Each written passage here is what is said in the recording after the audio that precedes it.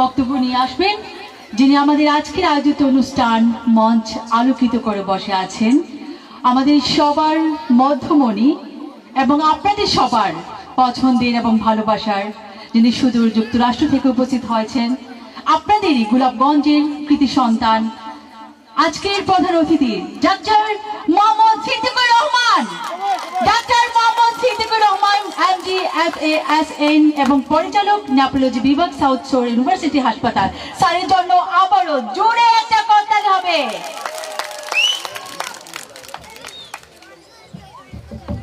আসসালামু আলাইকুম। আজকের এই সুন্দর অনুষ্ঠানের সভাপতি আমার ছোট ভাই, এই সুন্দর বিদ্যালয় LB গ্রিন পাওয়ার প্রাথমিক ও মাধ্যমিক স্কুলের প্রতিষ্ঠাতা সভাপতি, যার অনলস প্রচেষ্টার কারণে এই বিদ্যালয়টি একটি শ্রেষ্ঠ বিদ্যালয় হিসাবে অনেক সুনাম অর্জন করেছে। আমার ছোট ভাই তারেককে এই সুন্দর একটা অনুষ্ঠান আয়োজন করার জন্য অসংখ্য ধন্যবাদ। এখানে উপস্থিত আমাদের লক্ষণাবন্ধু ইউনিয়নের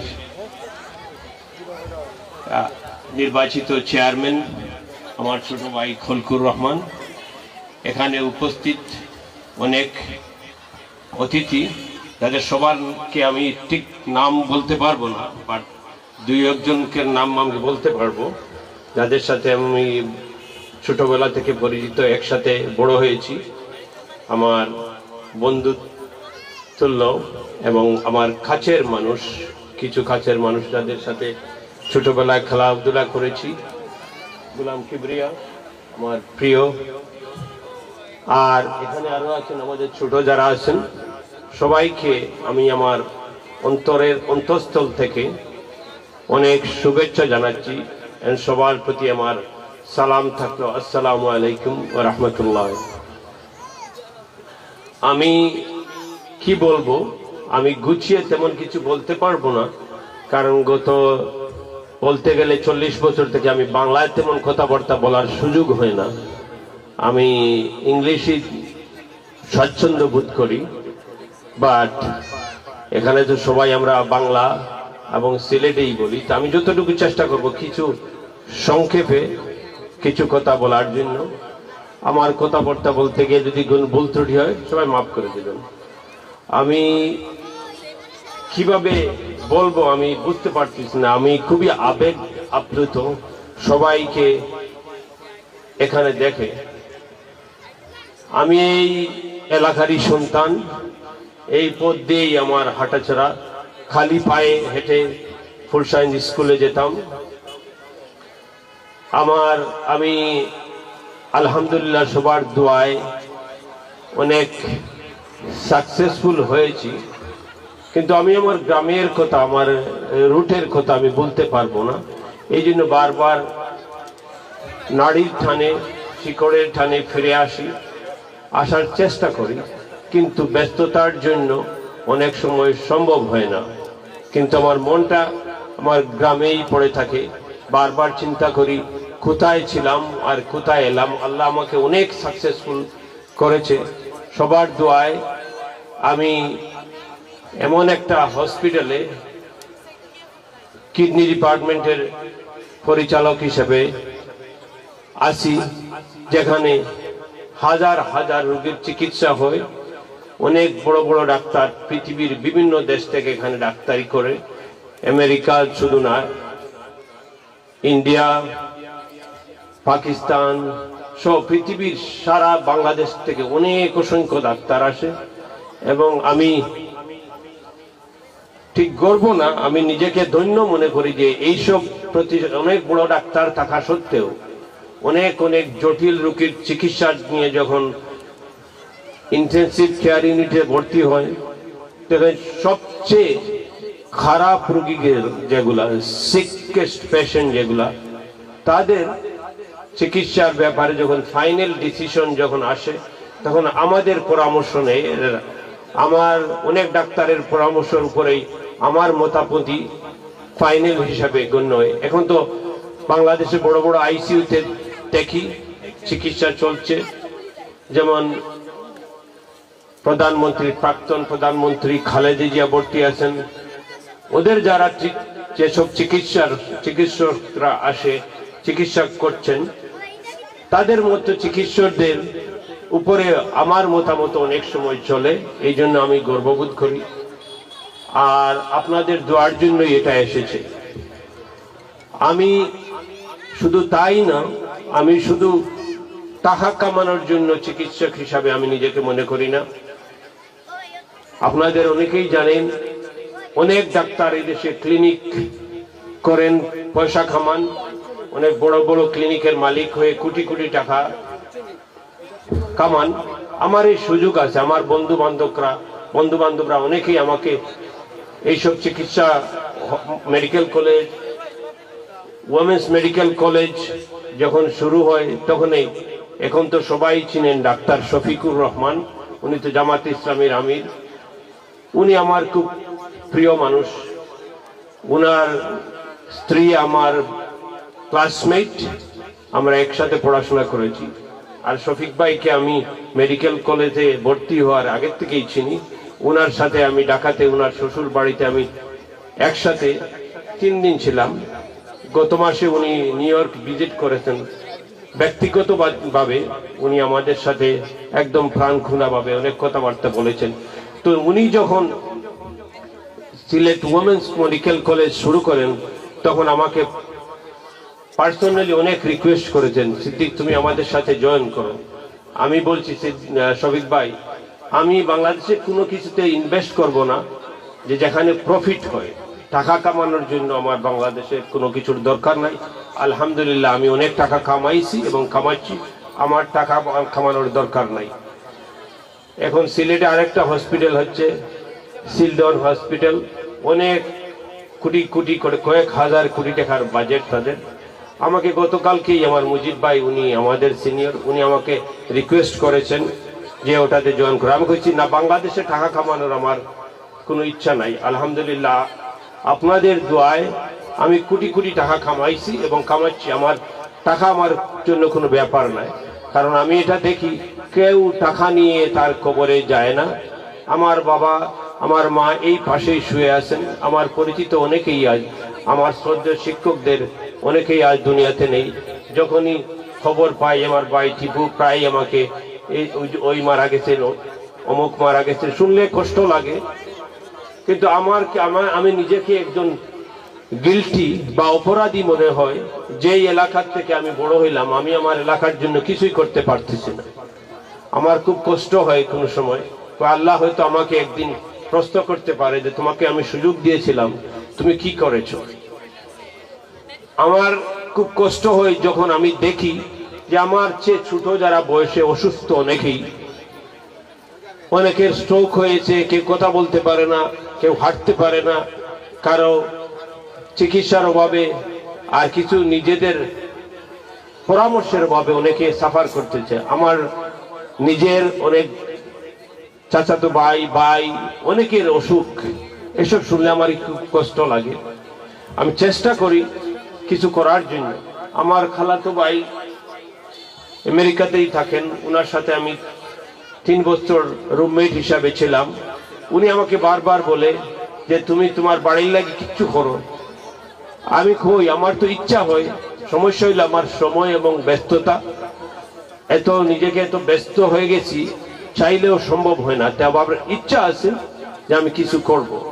আমার ছোট ভাই টিপু আমাকে যেটা বললো যে আমার সবার দাবি যে এলাকাতে আমি শিক্ষার জন্য কিছু করি।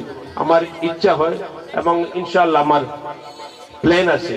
তা আমি আমার বক্তব্য একটু লম্বা হলে আমি কিছু মনের কথা আমি বলতে চাই। আমি প্রথম যে টিপু যেটা বললো, যেটা শিক্ষা উন্নয়নের জন্য, এটা বৃত্তির জন্য যদি ব্যবস্থা করতে পারি, এটা আমি এখনই বলে দিচ্ছি, ইনশাআল্লাহ আমি করব। আমি যতদিন জীবিত আছি। আমাদের চেয়ারম্যান ছোট ভাই খলকু, উনি অত্যন্ত শিক্ষানুরাগী। এই উদ্যোগগুলা সবাই করে না। আমাদের যারা রিপ্রেজেন্টেটিভ যারা আমার করে, আমি এখনো বিশ্বাস করতে পারি না যে যারা ক্ষমতায় যায় তাদের সুযোগ যখন আল্লাহ দিয়েছে, টাকা দিয়ে কি করবা? এমন কিছু করে যাও তোমার নামগুলা পৃথিবীতে মানুষ মরার পরেও স্মরণ করবে, তোমার জন্য দোয়া করবে। এটা না করে এই টাকা দিয়ে কি হবে? এই যার 1 কোটি টাকা আছে তার 2 কোটি টাকার লাভটা কি হবে? আপনার অনেকে হয়তো বিশ্বাসই করবে না। আমি এখনো সাধারণ মানুষ হিসাবে আমি যখন যাই, কাজে যখন যাই, তখন আমাকে অনেক মানুষ রেসপেক্ট করে, শ্রদ্ধা করে। আমার বাড়িতে যখন আসি আমি তখন এই সাধারণ মানুষ, আমি সবার মতো, আমি গর্ব করে, আমি এমন আমার চলাফেরা এমন কিছু নাই, আমি অহংকার করি এমন কিছু নাই। আমি এখানে আসার পরে আমি যখন আমার মেডিকেল কলেজের রিইউনিয়ন হচ্ছিল, তো আমি হোটেলে ছিলাম। আমার একটা ছোট ভাই বড়লেখাতে বাড়ি, সে আমাদের যে মসজিদে আমি যাই ওখানে একটা মক্তব চালায় বাচ্চাদের কোরআন শিক্ষার জন্য। তো ওখানে টাকা পয়সা কোনো সময় লাগে, তো আমাকে ও মেসেজ দিতে, সিদ্দিক ভাই আমাদের তো কিছু টাকা লাগবে। আমি মাঝে মধ্যে এমনিতেই দিই, তো আমাকে আপনাকে কিছু সাহায্য করতে, আমার স্কুলের শিক্ষকদের বেতন দিতে পারছি না। তো আমি সাথে সাথে হোটেলেই বসেই আমি কিছু টাকা পাঠাই দিচ্ছি, বলছি তোমার লাগে তুমি বলবা, আমরা যতটুকু পারি করি। কিন্তু একটা কথা সবার মনে রাখতে হবে, শুধু টাকা পয়সা দিলেই আর হয় না, নিজেদের প্রচেষ্টা ছাড়া কেউ সফল হতে পারে না। আমি এই গ্রামের এই কোনোদিন কল্পনাই করতে পারে নাই, আমার চেয়ে মেধাবী অনেকেই ছিল এই এলাকাতে, কিন্তু তারা হয়তো আমার মতো সাকসেস অর্জন করতে পারে নাই। আমেরিকাতে আমার অনেক বন্ধু বান্ধব আছে, তাদের যে বেশি আমি সাকসেস হয়েছি এই জন্য যে আমার প্রচেষ্টা ছিল। আমি কখনো গিভ আপ করি নাই, আমি কখনো আমার যে প্রচেষ্টা থেকে আমি দূরে সরে আসি না। আমি বলি আল্লাহ ইচ্ছা ছাড়া কিছু হয় না, কিন্তু প্রচেষ্টা করতে হয়। আমার শিক্ষা জীবন শুরু হয়েছিল, আপনারা সবাই জানেন, এই প্রাথমিক চৌধুরী বাজার 1 নম্বর প্রাথমিক স্কুলে আমার অত্যন্ত প্রিয় এবং শ্রদ্ধেয় শিক্ষক অমল স্যারের মাধ্যমেই আমার শিক্ষা জীবন শুরু হয়েছিল। আমি সারা জীবন ওনার কাছে কৃতজ্ঞ থাকব।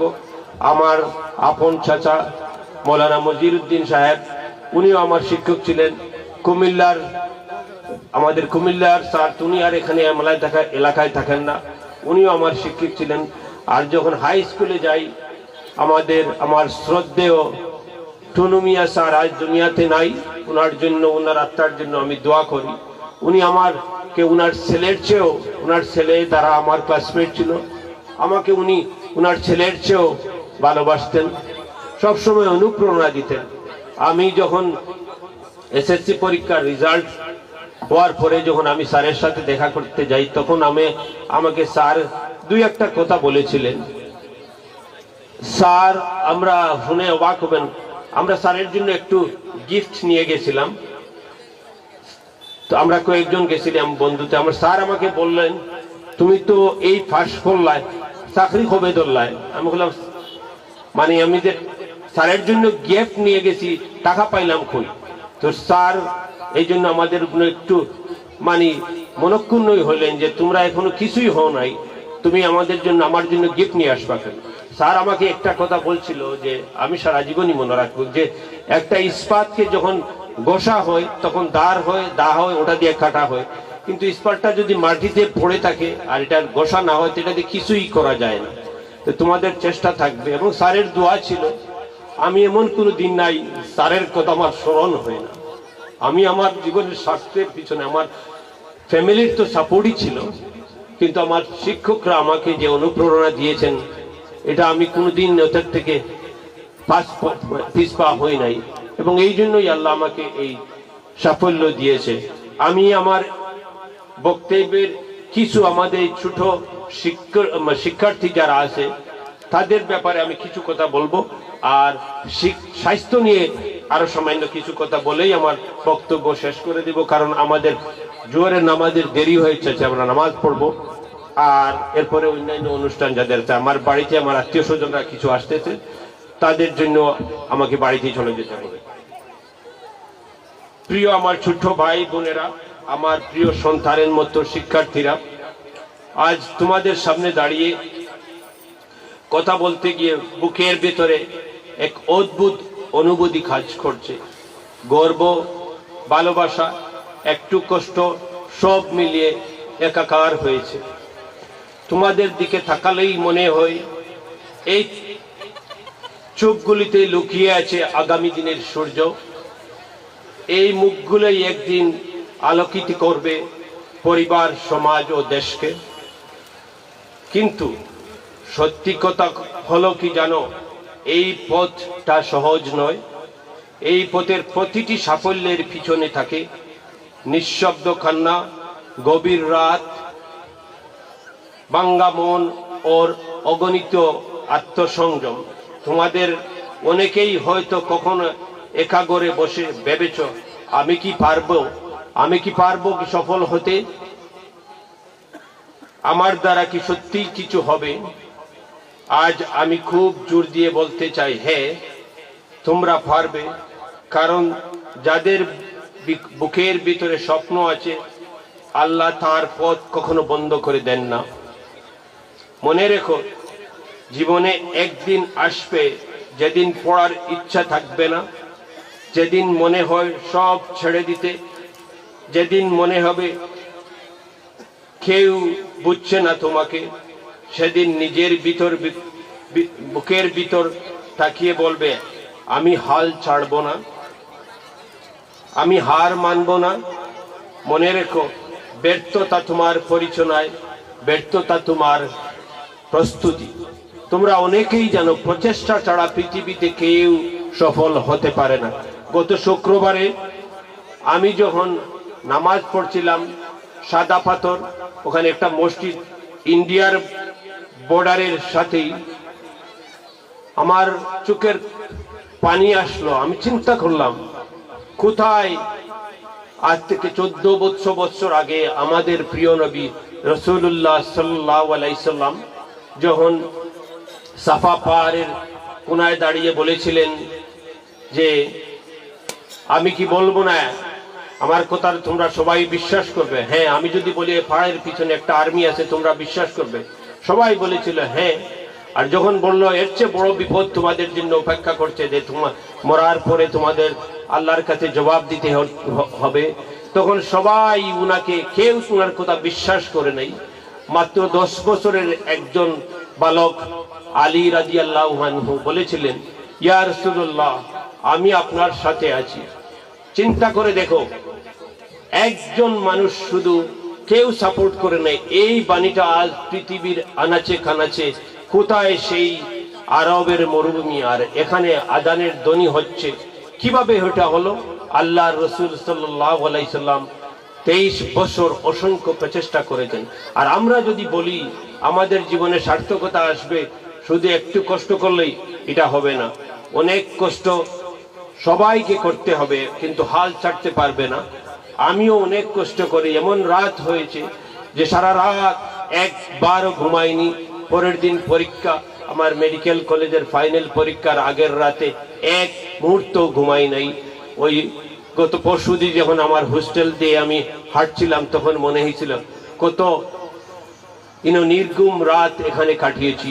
সাফল্য এমনিতে আসে না, কিন্তু এই যে আমার চোখের সামনে অনেক ছোট ছোট শিক্ষার্থীরা আছেন, এদের মাঝে একদিন ডাক্তার হবে, ইঞ্জিনিয়ার হবে, লয়ার হবে, শিক্ষক হবে, এই স্বপ্ন তোমাদেরকে দেখতে হবে এবং প্রচেষ্টা করতে হবে। এটাই আমার দোয়া থাকবে। এবং তোমরা যদি সবাই চেষ্টা করে, সাফল্য ইনশাল্লাহ আসবেই। আল্লাহ কাউকে হতাশ করবে না।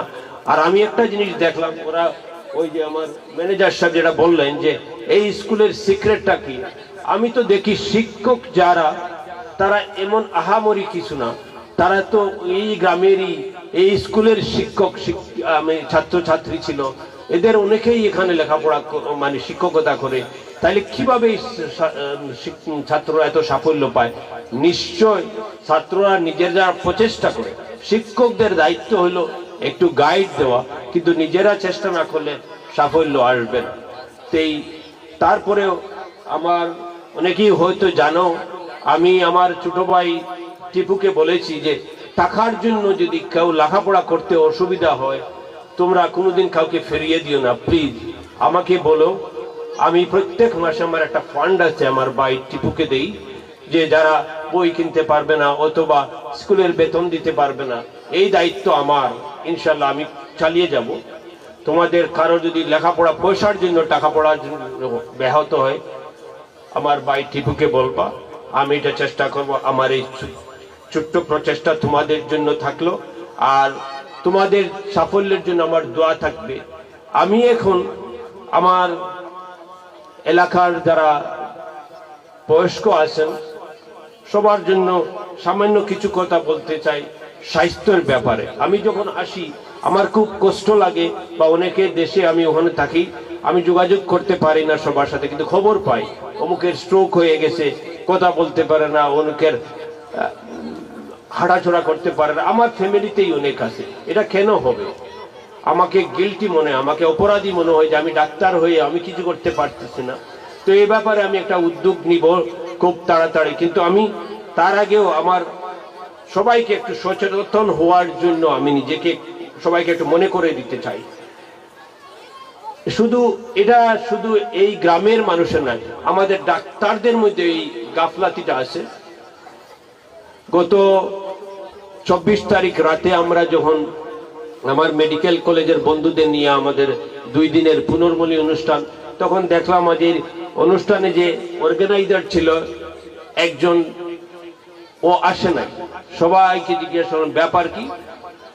সে বাংলাদেশের প্রেসিডেন্টের পার্সোনাল ফিজিশিয়ান ছিল প্রায় 5-6 বছর। একজন ব্রিগেডিয়ার হিসাবে সে রিটায়ার করেছে। গত প্রায় 6 মাস হলো আমার মেডিকেল কলেজের ক্লাসমেট। ও আসতে পারে নাই, হঠাৎ করে নাকি ধরা পড়েছে, তার কিডনি নষ্ট হয়ে গেছে, তার ডায়ালাইসিস চলতেছে, সিএমএইচ এ ভর্তি আছে।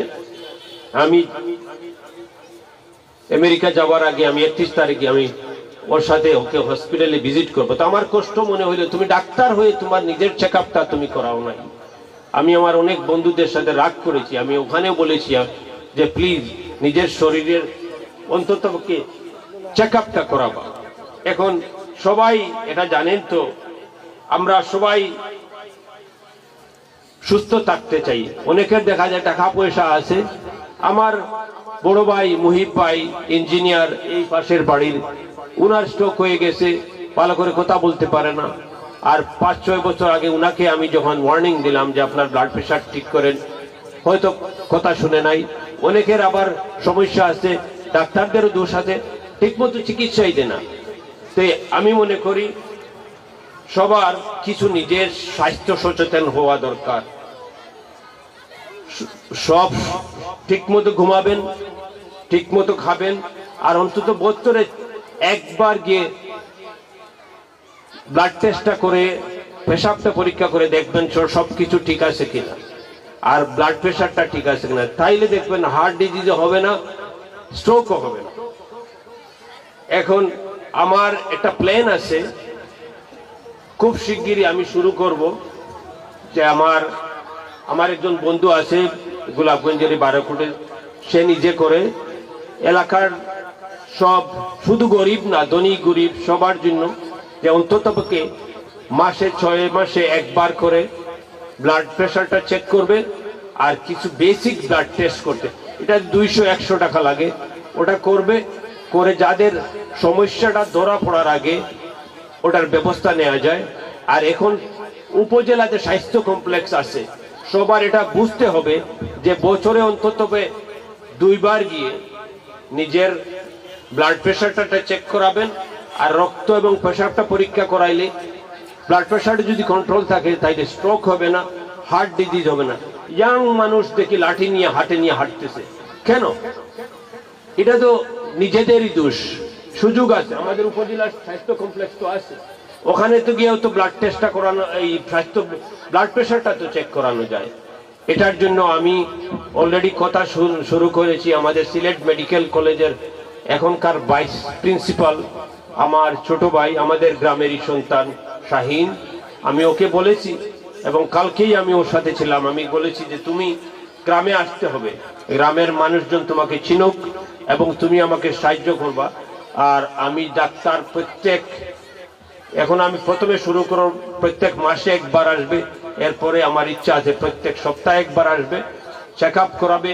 যাদের বেশি অভাব টাকা পয়সার, আমি ব্লাড টেস্টগুলো করানোর টাকার ব্যবস্থা করে দেব, আমি একটা ফান্ড করব।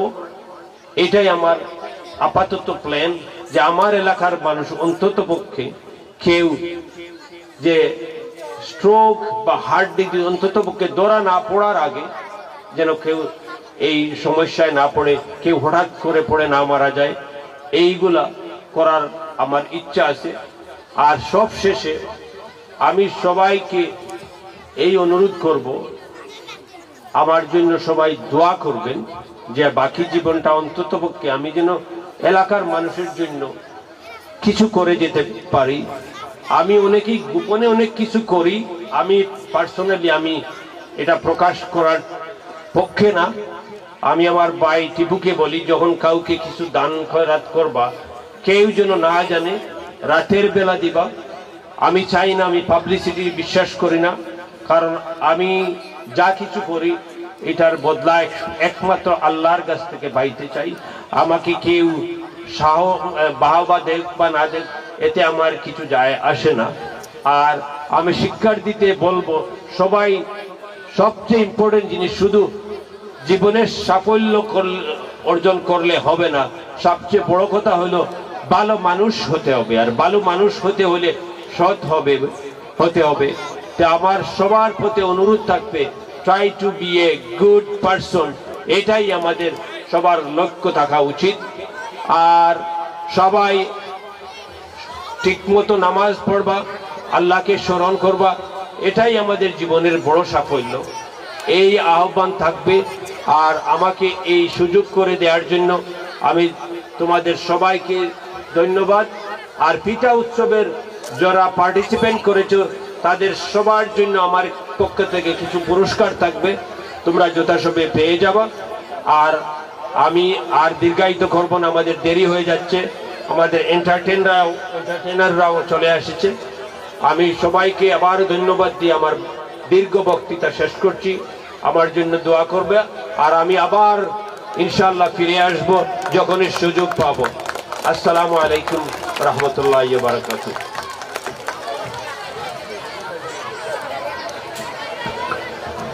অসংখ্য ধন্যবাদ, ভালোবাসা ও শ্রদ্ধা জ্ঞাপন করছি আমাদের আজকের আয়োজিত অনুষ্ঠানে আমাদের গোলাপগঞ্জের কৃতি সন্তান, আমাদের আজকের অনুষ্ঠানের প্রধান অতিথি ডক্টর মোহাম্মদ সিদ্দিকুর রহমান স্যারকে।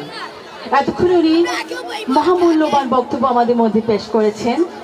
ওনার জীবনী থেকে অনেক বৃত্তান্ত তুলে ধরেছেন, ছোটবেলার কিছু স্মৃতিচারণও করেছেন। সেই সাথে ওনার এলাকার উন্নয়ন নিয়ে কথা বলেছেন, মানব সেবা নিয়ে কথা বলেছেন। আমরা চাই আমাদের সবার ভালোবাসার ডক্টর মোহাম্মদ সিদ্দিকুর রহমান স্যার যেন আজীবন আমাদের মধ্যে সুস্থতার সাথে বেঁচে থাকেন। ওনার দীর্ঘায়ু সুস্থতা কামনা করছি। সেই সাথে ওনার প্রতিটি কথা যাতে বাস্তবায়ন হয় সেই প্রত্যাশা রাখছি।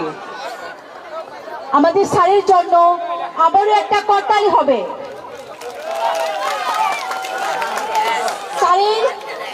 স্যারের বক্তব্যগুলো আপনাদের কেমন লাগলো সবার? আমরা কি চাইবো স্যার প্রতি বছর এভাবে আমাদের মধ্যে ফিরে আসেন? জি, স্যারের সুস্থতা ও দীর্ঘ কামনা করে আজকের মতো আমরা বক্তব্য পর্ব শেষ করছি। সবাই